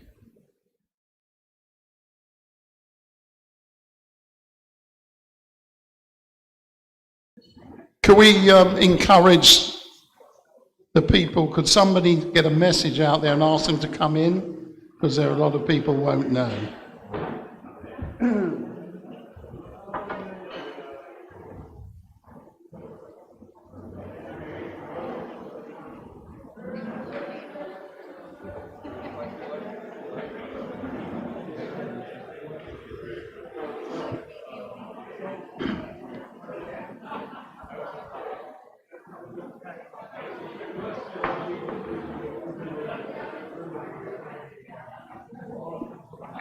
Welcome back, everybody. The first thing I'd like to say is that we think one or two people were a little upset this morning because they couldn't hear at the back. So anyone who can't hear during the afternoon session, stand up and wave your hands so that we know. I don't want anyone going away saying I couldn't hear it. If you can't hear, it's your fault because we're asking you to let us know. So everyone will hear the words of wisdom that are coming out. The other bit of news is that Jackie is out somewhere in the square and Kitty has been down with a food parcel. She's been taking some goodies, tea and best wishes from all of us. The fact that she put an enormous effort into this meeting and is unable to be here. So that's good. So we got a very exciting afternoon, and we're going to start off with the interview with Rob Mallard, and I'll introduce him in a second, though he needs no introduction. And this is going to be followed by an open session expert panel, which will be our two experts here, and you can address questions to any of the trustees, and they will answer, won't you? Yes, good. And then finally we have a closing remarks by James, who's also the power behind the throne. So moving on first to Rob Mallard, who sits there. I used to follow Coronation Street when I was a student, and I used to follow it all the time in the days of Lem Fairclough. And I understand he's left the programme. No, I noticed that. But Rob, I hear his name often because he's contributed so much to our foundation and your foundation, and you know he's important to all of us, and he's going to expose himself to a question-answer session, and I look forward to the answers. Thanks, Ralph. First of all, I will start by apologising because I think I'm the first person up here with a tremor. So you will see this waving around a lot, but I'm sure you will forgive me with that one. So first of all, just to welcome you, Rob. Thank you so much for giving up your time and joining us here. How are you? Mine's well loud. I'm good. I'm not bad at all. Yeah, it's been interesting to listen to what people have to say and to meet other people who've also got a tremor. Yeah. Fantastic. Thank you. Thank you. I thought just to kick us off, if you could tell us about yourself as a child, your interest in drama, your interest in acting. When did it start? Was this primary school, middle school? How did it go? My mum used to work in the nursery, and the one that I went to, and the first thing I'd do every day when I got there was put a tea towel on my head and used to run around as though I was in a Disney. I don't remember which one it was, but I thought I was a Disney character. Can't remember. So she seems to think that it started about then. So I'd always wanted to be an actor. I didn't realise I could get paid for it until much later on. I thought it was just that thing that my parents let me do because it kept me out of trouble. But then I realised that actually I could make a job out of this. Yeah, so all the school productions and such things? Yeah, school productions, choirs, then drama classes on a Saturday, college, and then to a drama school in Birmingham. Right. So are you actually from Birmingham? No, I'm from Oldham in North Manchester. Right. Excellent. And then you mentioned drama college. What sort of things were you doing there? Well, it's a bit weird. So if anyone, I always used to say, if anyone could see inside of what we were doing, they'd say you're all wasting your money, because it was ridiculous to watch. It was a lot of like rolling up and down your spine, a lot of relaxation methods, which now have come in very useful, because one of the best ways to get your tremor under control is relaxation, because any extra adrenaline that goes into your nervous system is just going to make it worse. So yeah, about a year and a half basically of rolling up and down your spine, relaxing your jaw, doing breathing exercises, and then once everyone had kind of mastered that complex trick, that's when they started letting us have a look at scripts and stuff like that. Yeah. was there for 3 years. Right, thank you. And I was going to ask you about your tremor, so moving on to that. At what age did you first notice your tremor? And was it you that noticed it? Was it your parents, friends? How did it come about? I was 14, and I think it was friends that had noticed it first. It was in my left hand to begin with, and it was slight. It was barely noticeable.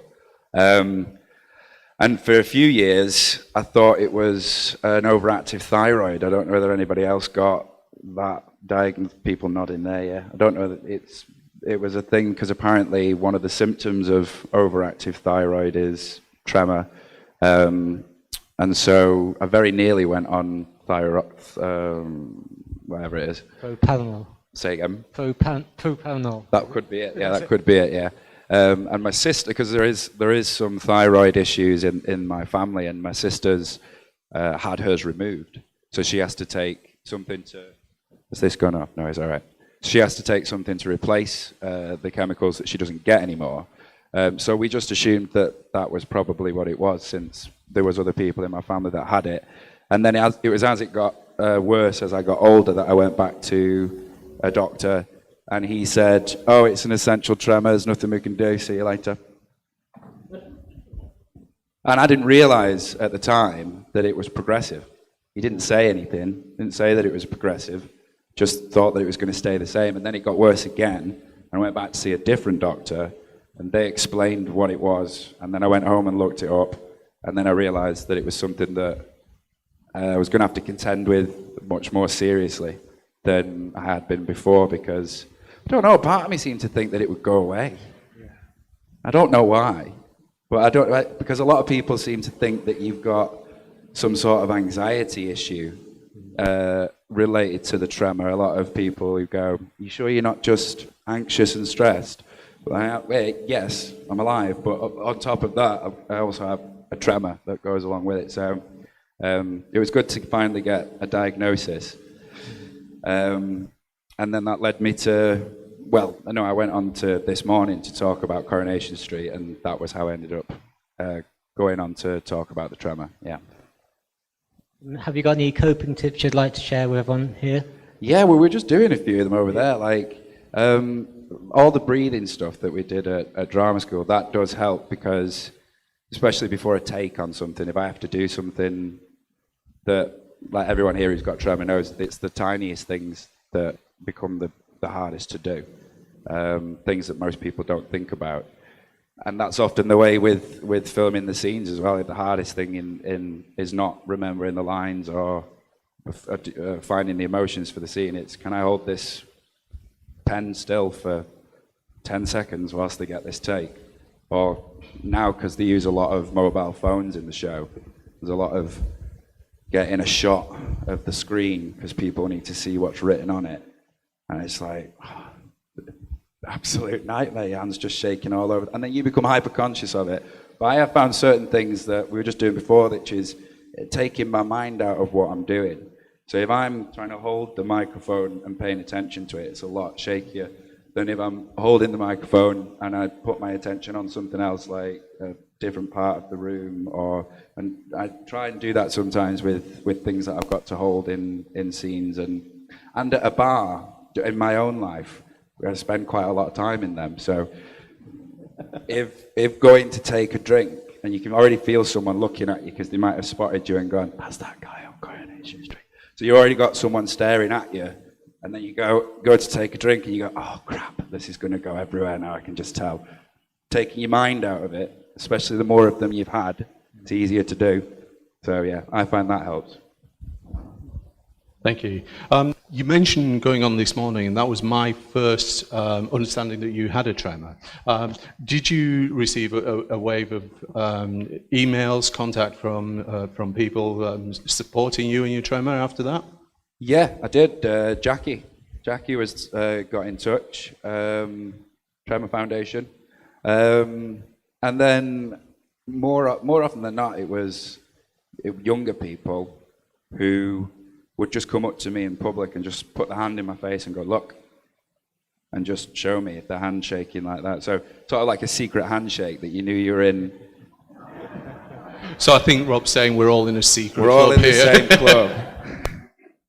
But the thing is, was not knowing what to do with it. I mean, a couple of times, someone said to me earlier that it was through this morning, and they were like, "Oh, thanks for doing that." I was like, it's very weird because obviously everyone here until today was a stranger to me, so you don't know. It's weird to think that that's had some sort of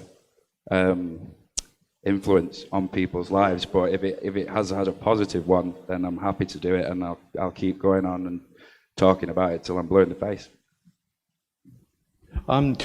You did join us at one of the online Zoom meetings, which Jackie organises online Zooms. So if anybody hasn't come across them yet, have a look on the Tremor website. But Rob's joined us on a few. And you mentioned there that you eat small amounts regularly, and that helps your tremor.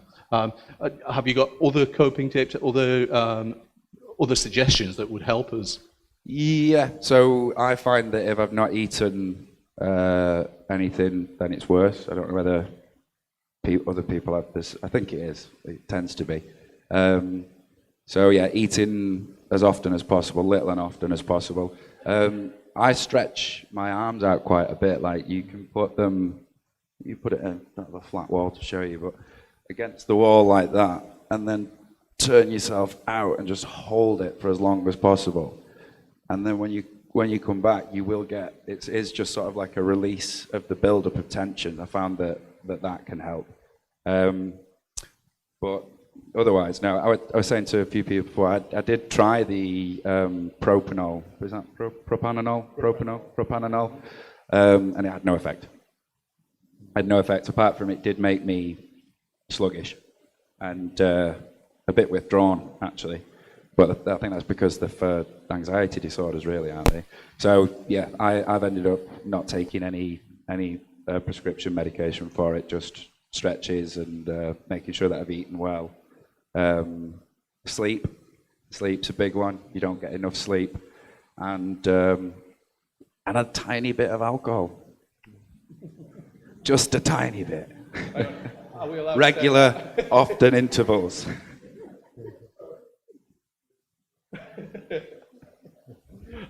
You mentioned a couple of the things you do when you are on set. So without giving storylines away and such things, what the ways of supporting yourself with props and such things? What do you do, if you can give us an insight into what life is like when you're filming? So it'll usually be stated in the script that there's a physical. Well, what I try to do is I use props in every scene that I'm in because I want to get used to it. So you come at it head on and you say you're never going to get.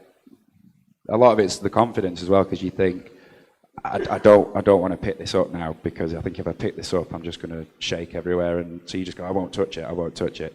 But if I do know I have something that's in the script that has to be done, I'll just whilst they're setting the lights up or waiting for someone to get costume changed or whatever, I just practice it over and over again, do the breathing, stretch my arms out, and then go to the director usually and say, we're probably only going to get 1 or 2 good shots on this. I had to do something 2 days ago. We're filming Christmas, and I had to hold a bauble with a picture in it, and they had to get a close-up shot of this picture, and this bauble's got glass over it, so there's a glare on it anyway. So he was like, it's a very specific angle that you have to hold this at, otherwise the camera won't see it at all.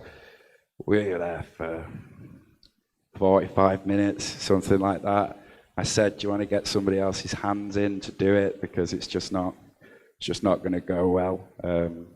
Eventually we did get it, but it was one of those ones where you can sort of feel, because it was a Friday afternoon as well, so you could sort of feel everyone going.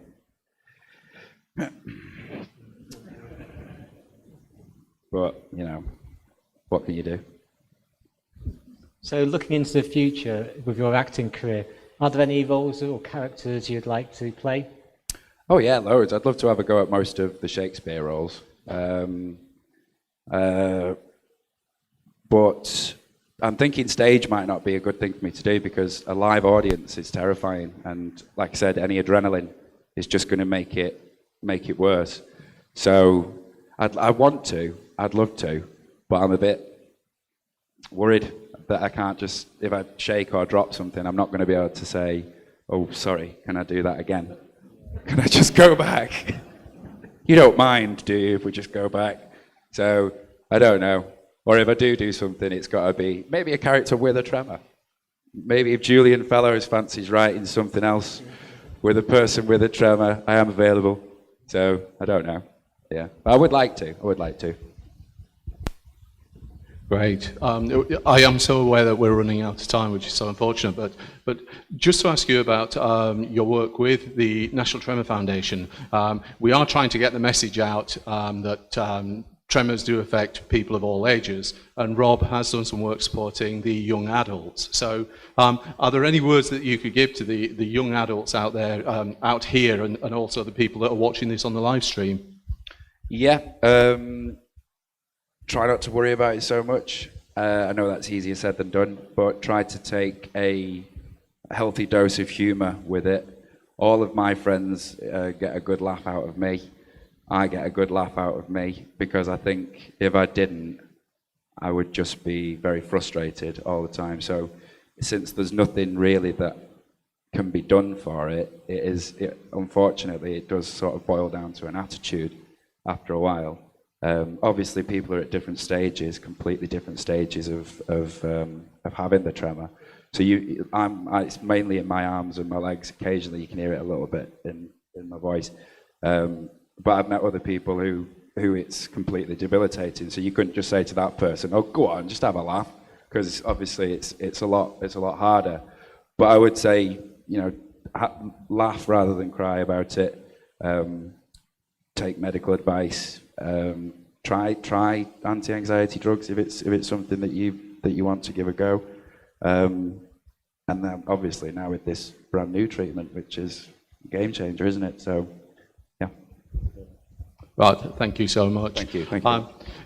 Thanks for the continued support that you give us, and thank you for being here today. Can you give Rob a massive round of applause? Thank you.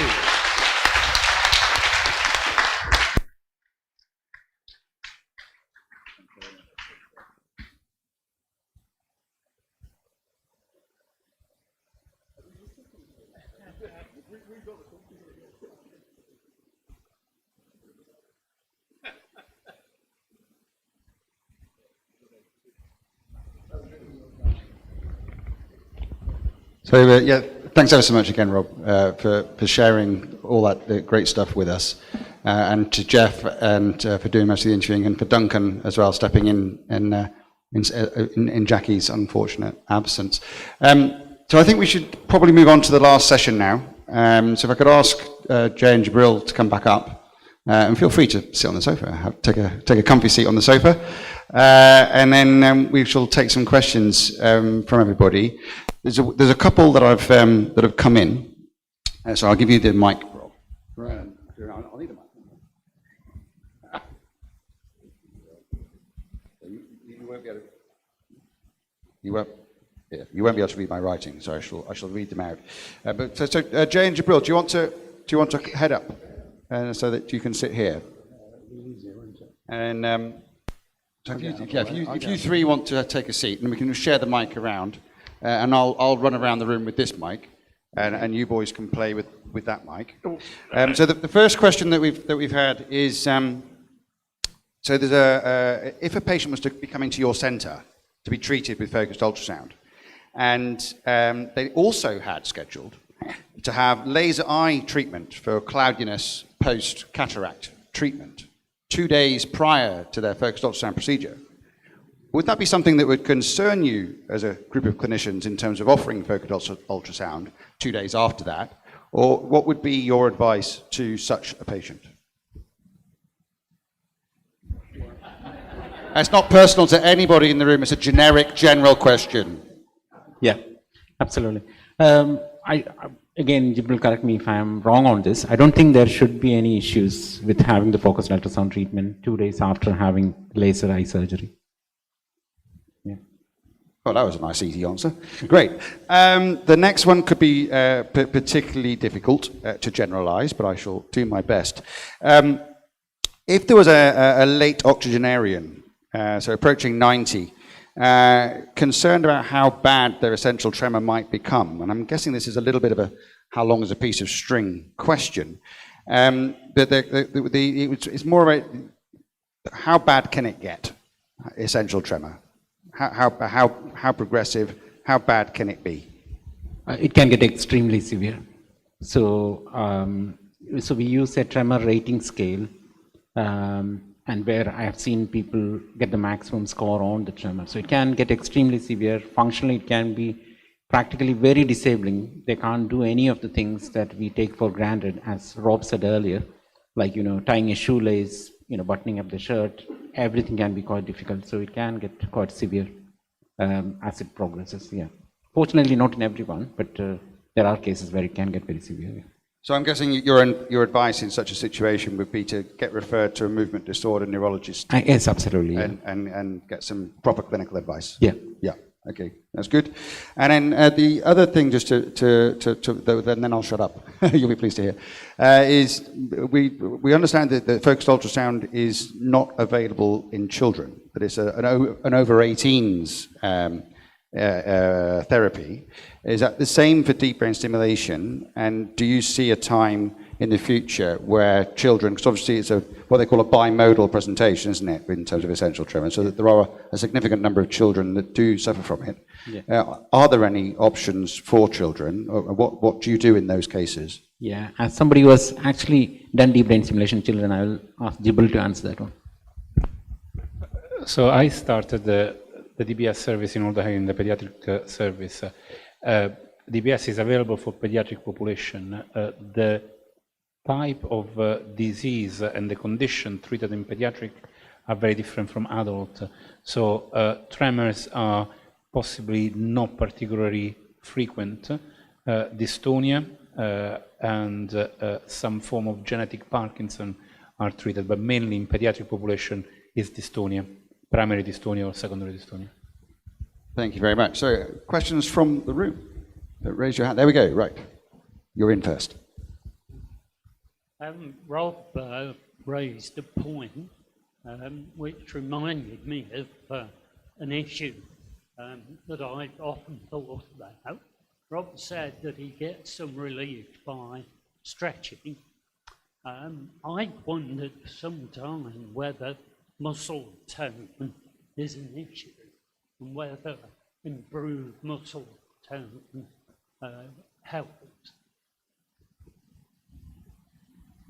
Yeah, okay. So if there is an issue with muscle tone, to be honest, it's much more likely to be a dystonic tremor rather than an essential tremor, because that's how we clinically distinguish the two conditions. So if there is more muscle tone, it's more likely to be a dystonia. Yep, on my way.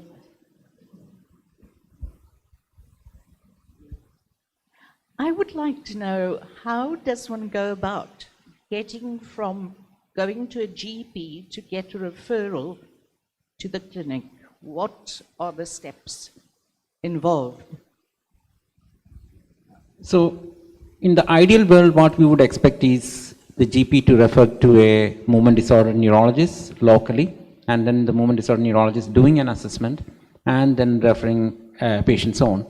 But in the post-pandemic world, the waiting lists are huge, and we do get a lot of direct referrals from GPs as well nowadays, just to bypass. But that does have the disadvantage. So sometimes we see patients who have traveled a long way, and when they actually arrive in the clinic, you realize that they are not actually eligible for the treatment, sometimes because they have never tried any medications ever.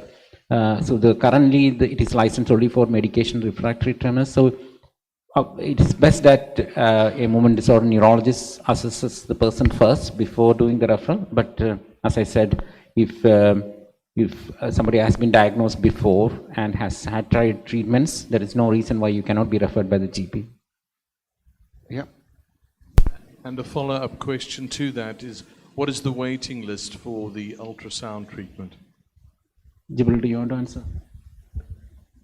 So currently, the number of patients possibly is in the range of 35 to 40.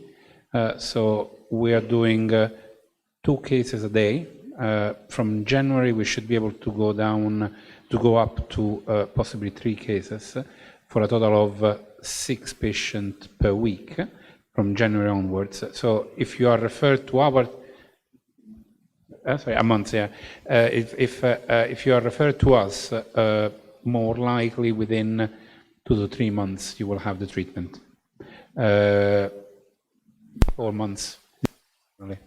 Yeah. So if I'll just add a little bit of colour to that. That applies to the Walton Centre in Liverpool. If you live south, then the other NHS provider is St Mary's. Unfortunately, they've been going a lot longer, and so their waiting list is equally a lot longer. And depending on who you talk to, is anything around can be up to 4 years if you're based in the south, accessing the NHS service at St Mary's. So I think it's only a matter of time before before the Walton Centre ends up with a large waiting list too, because we know that 2 providers just clearly isn't sufficient for the number of patients that could potentially benefit. And I think the same would apply for deep brain stimulation as well. I think we should be very mindful that it's horses for courses, and it's important to assess multiple treatment options as opposed to just focusing on one without wishing to pun. Did you had a question? What's happening in the rest of the country? I kind of answered that. Neurosurgeons, have we enough ultrasound equipment?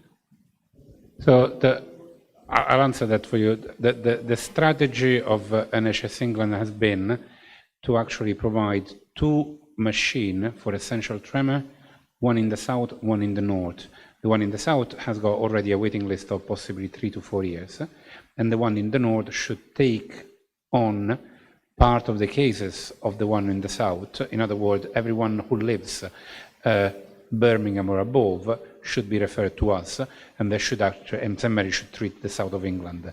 Then after 5 years, their plan is to review the provision, and accordingly with the number of cases, commission more machine in the country. So if you take a European country, so I'm coming from Italy originally, and in Italy there are a total of 7 machines. So there is a machine in Milan, one in L'Aquila, and other 2 or 3 in the south. So for a 70 million inhabitant, you will have at least 3 to 4 machines in the future. But for the moment, everything is capped to 2 machines, and the revision is at 5 years. Yep, I'm coming.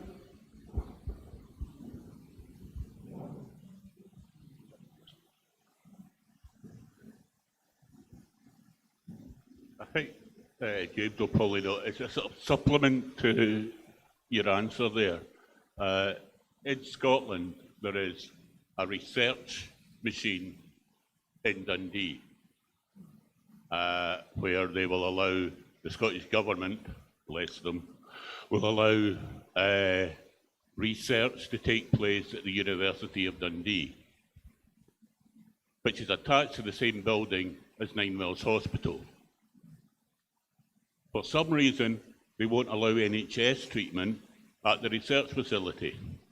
They will allow the NHS Scotland to pay, with the suggestion that Scottish patients travel to England for the treatment. Now, we are, with James's help and the NTF, having a drop-in thing for MSPs in January. It was supposed to have happened last month, but unfortunately Parliament went into mourning with the death of Her Majesty. I can sort of see with you shaking of your head, you either don't know anything about this or you don't think it's feasible for Scottish patients to come either to Liverpool or London for that to happen. Can I answer this? Yeah. Sorry, I was shaking my head because I think you're not entirely correct. So the individual which are running the MRI, focus ultrasound in Dundee, have placed the machine and the scanner within a research facility, but it's my understanding is that they are treating NHS patient or Scottish NHS patient within the lot of Scotland. So they are receiving referral from Glasgow and Edinburgh, and the surgeon is coming from Edinburgh, and the neurologist is based in Dundee. So I think it's an up-and-running machine, and I went to see a case there, and my understanding is that they are actually treating NHS patients. I think it's semantics perhaps between budgets, whether it's a research educational budget or an NHS health budget that it's coming from. But there's still, the Scottish Health Secretary said, yes, Scottish NHS patients can have focused ultrasound, but they'll travel to England. Those that can get through the NTF and in Scotland and other sources, you can say, get your GP to talk to your neurosurgeon, to get in touch with a neurosurgeon in Dundee, get there. But through normal NHS processes don't. And yes, there is the neurosurgery at Queen Elizabeth University Hospital, the Southern General in Glasgow. I know that there is a good connection between they see it, they do the DBS, and they see focused ultrasound in Dundee as something that will take the strain off their DBS. But the official policy of our health secretary, I can't say his proper name, but I'm useless, is NHS patients in Scotland are going to England for treatment. I think we're getting into politics. Scotland is a separate country, and the health service, although there's quite a lot of connections across the border, is a separate entity. And I don't think it's really opportunistic of us to try and make comments of if and buts concerning the Scottish Parliament and the Scottish NHS. And as a Scotsman, and I live in Scotland, I'm very sympathetic to what has been said, but I don't think it's useful today to debate with our experts of what's happening north of the border, because it's beyond our control. I think you had this gentleman here, you had a question. We know that this is a progressive condition, but I was just wanted to ask, with regard to the ultrasound treatment, is it likely to be any more effective earlier on in the condition than it would be later on? So would early intervention be any more effective at all? That's an excellent question. I'll pass to Prof. Finley to answer that. Well, it's very kind of you to ask me to answer that. I don't think anyone knows the answer, but the answer probably is it makes no difference.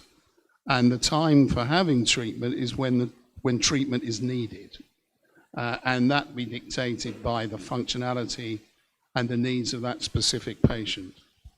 I don't think there's any evidence that early treatment is going to alter the biological processes which are going on behind the development of tremor. And while I'm on the subject, which I agree with my colleague about the very severe essential tremor, I want to emphasize that very severe essential tremor, totally disabling tremor, which can be as bad as anything in neurology, is extremely rare. That although it's going to get worse with age, the vast majority of people never get into that stage.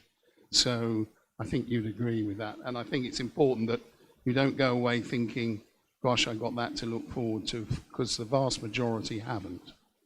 I'm not saying it's good, but it's not as bad as that.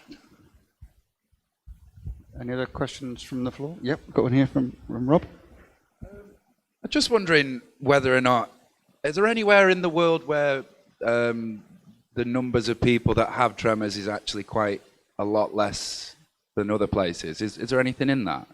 Or is it quite universal across all populations? There have been limited studies of population studies. There have been a number, and the figures vary enormously. From 1%, I think most studies in the UK have said 1 to 2%. In Sweden, there have been studies, several studies, which have said up to 5.5% of the population. But again, everybody defines when is essential tremor. How do you actually define it in an individual? Is that essential tremor? Is that just a bit of enhanced physiological tremor? You know, it depends where you take your cut off. It's interesting that some of the best studies have been done in Russia. That was before any wars, a long time ago at the beginning of the last century. And the figures there were between, people actually went out into the villages and actually looked at everybody, which is the best way of doing it. And the figures there were between 1 and 2% maximum. I think the other thing just to add to that is that it's difficult to compare demographics because of population distribution. So saying a percentage of the entire population often can give you a slightly skewed figure, if you will, in the sense that if you live in a country with a much larger, older population, then the percentage of your population will be higher in terms of essential tremor, because we know it becomes more common with each decade that you live. So, for example, Italy has a much higher prevalence of essential tremor than a country that has a much younger population, for example. Any others that would like to? Just to answer that question another way, I don't think there's been any population in the world where it's absent. Every population has it, and they've had studies up in the jungles of Papua and New Guinea, and going into the villages looking at looking for essential tremor. So every population has it. Okay, I got another one at the rack. You would have to sit the furthest away, wouldn't you?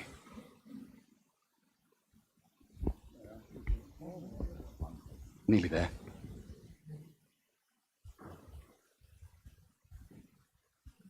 Would focused ultrasound be effective for internal tremors and leg tremors? So just to repeat the question for the room, would focused ultrasound be effective for internal tremors, I think was the question, and leg tremors? So internal tremors and leg tremors.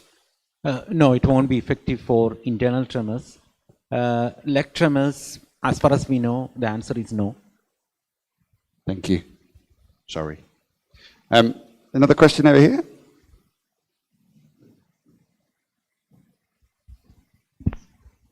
Hi, sorry if this has been asked, I'm late back from lunch. Can COVID increase the severity of an essential tremor? No, that hasn't been asked. That's a great question. So can COVID make tremors worse? COVID, so there has been this COVID neuro study which looked at neurological manifestations of COVID, and it mentions that you can get a new onset of a movement disorder after COVID, post-COVID. Rare, but it can happen. But there is no proof that essential tremor gets worse post-COVID. Thank you. I'm going to ask another one, if I can. So anecdotally, we've seen from some of the patients that have been treated with focused ultrasound that they get great tremor control in the hand that's been treated, but they seem to notice it more on the other side. What's your opinions on that, whether it's psychological, or is there anything to suggest that having one side treated and tremor controlled, that the other side potentially gets worse, or is it psychological? I think it's psychological. If I look at the video, pre-op, post-op, and we actually tend to video the contralateral side as well, possibly on a visual point of view, the contralateral side looks worse because one side is completely controlled, but there isn't really any worsening on the contralateral side. that I could see. Thank you. That was my supposition as well, but I wanted to know from somebody who knew what they were talking about as opposed to me. Here we go, another question here. Having had the focused ultrasound, Mr. Farrer is the surgeon, Dr. Panica was my consultant. You do get a sense of imbalance because I had my right hand done, and that is absolutely rock steady. As you can see, my left hand is not. So it is psychological to some extent, but it is there. And I notice it more if I'm carrying things with two hands than if I'm carrying things with one hand. I do tend to get a bit more of a shake. It is getting better, and I am reliably informed by the two gentlemen in question at the front that it will improve even more. Thank you very much. May I ask how long ago you had the treatment? So that was the 9th of June. Your hair grows really fast. I want what you've got. Just a quick question from me. I'm Kitty. I'm one of the trustees for the National Tremor Foundation, but we've talked a lot today about the physical treatment for essential tremor. How do we support people psychologically with essential tremor? I'm thinking more younger people who aren't available to have some of these treatments. How do you support those now? Does the wider health system look after our people who can't have that kind of treatment? Absolutely, that's a very good question. So we encounter this problem even among patients who come across and you can have medical treatments or surgical treatments. We usually refer them on to our neuropsychologists who are based in Walton Center, who actually do an assessment and suggest treatments which are often delivered in the community. So the psychological impact of tremors is actually the sort of hidden disability, really. Like it has a huge impact on people, and that's often, as health professionals, we often are not, conscious of that. That's something that we don't see, to be honest, and we are guilty of not addressing it properly, actually. Yeah. Yep. Got another one.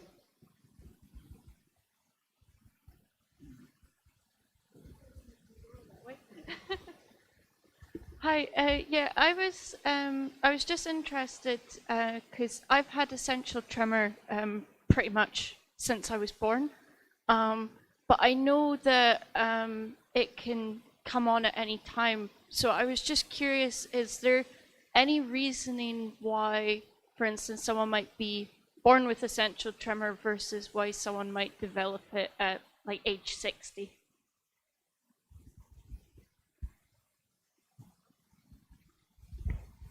I think you're asking, is there any physiological difference between early onset and essential tremor and essential tremor in the elderly? And the answer is no, there isn't. The mechanisms are the same.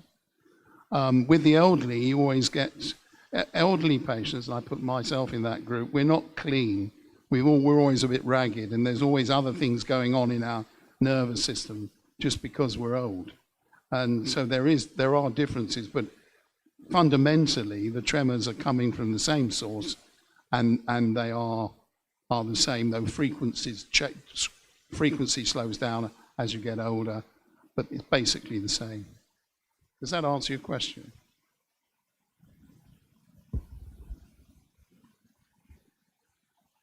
I'm stood in entirely the wrong place to assess the room. Question? I want to know about the correlation between essential tremor and pain. Does it cause pain, muscular pain, or is that a completely separate condition? No, there is no correlation between essential tremor and pain. It is not a condition which causes pain. But one can imagine if you have a head tremor, and if you have underlying cervical spondylitis, which is arthritis of the neck, and the constant movements of the head obviously will exacerbate the pain from spondylitis. But by definition, it's not a condition which causes pain.